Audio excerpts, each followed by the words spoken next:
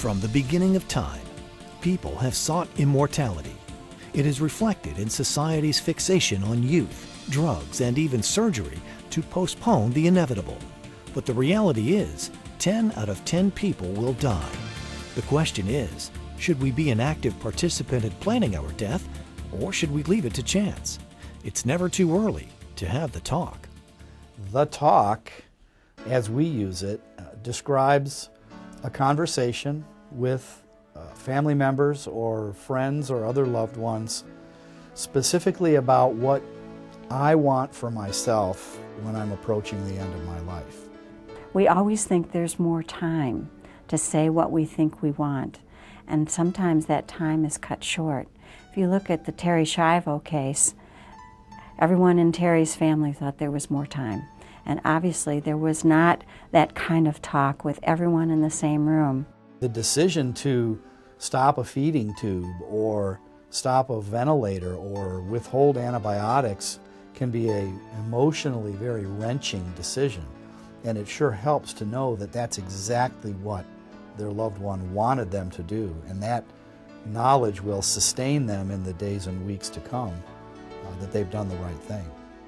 As boomers age, the number of chronically and seriously ill people will grow exponentially. People with these conditions or diseases will have a need for palliative and hospice care.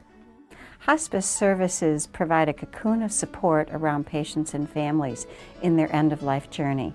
We have a professional team of physicians, nurses, social workers, spiritual care counselors. We provide medication right into the home if that's needed, medical equipment, anything that is needed in that end-of-life journey.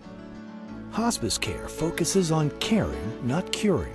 A team of professionals, doctors, nurses, social workers, nurses' aides, chaplains, and volunteers delivers the care, usually in the patient's home. Like midwives, they help patients stay pain-free, comfortable, and fully engaged in their lives.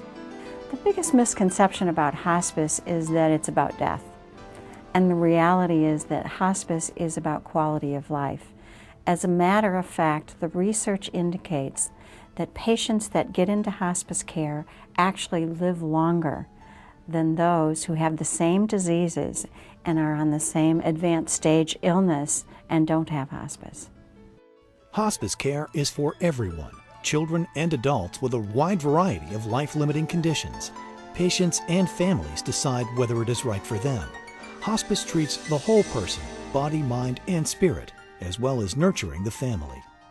I think people should consider hospice for themselves and for their loved ones to help them deal with that sense of isolation or abandonment that frequently comes with a terminal or a life-limiting illness.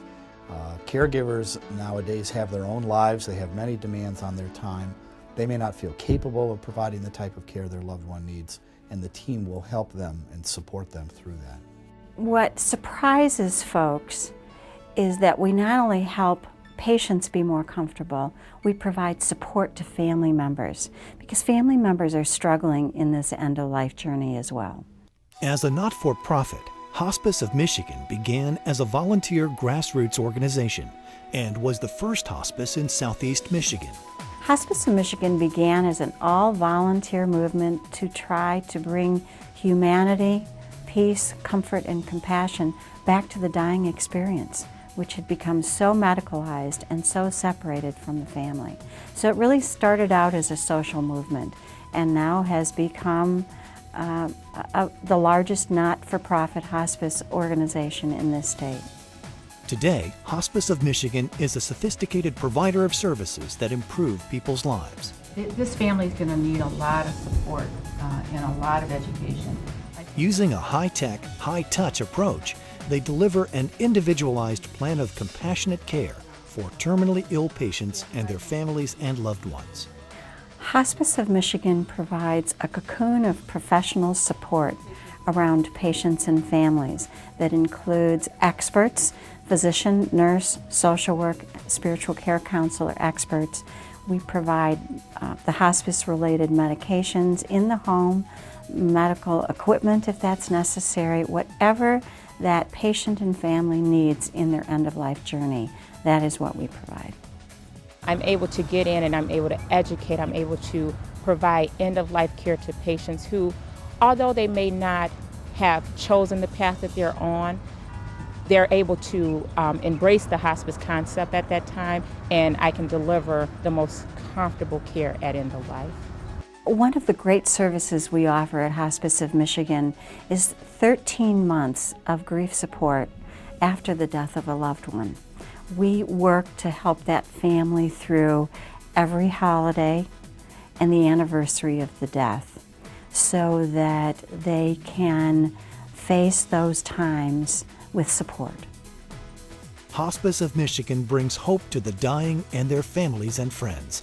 By affirming life, it helps people conclude life with comfort and dignity, offering pain alleviation and symptom control in a familiar and caring environment.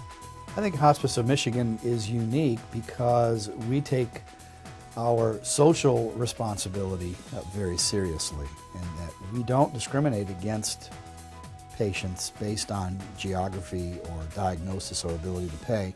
We work very hard to take care of everyone who seeks our care, and we try to provide them with a holistic approach to their final illness and combine spiritual and emotional support with very skilled technical medical expertise.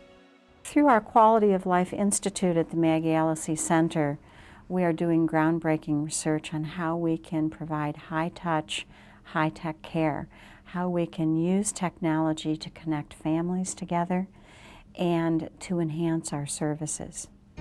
Hospice of Michigan has a proud history of being leaders, experts, and socially responsible.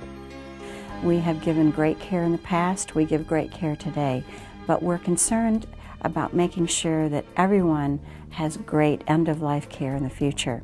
And so we are engaged in specific research and educating more professionals in end-of-life issues so that we can be prepared for the tsunami of baby boomers that are coming into this demographic and our aging society so that we can make sure that everyone has humane care at the end of life. Hospice of Michigan puts its knowledge and expertise to work for the benefit of the patient and their family so that they can spend more quality time together. For more information about Hospice of Michigan, contact them today or visit hom.org.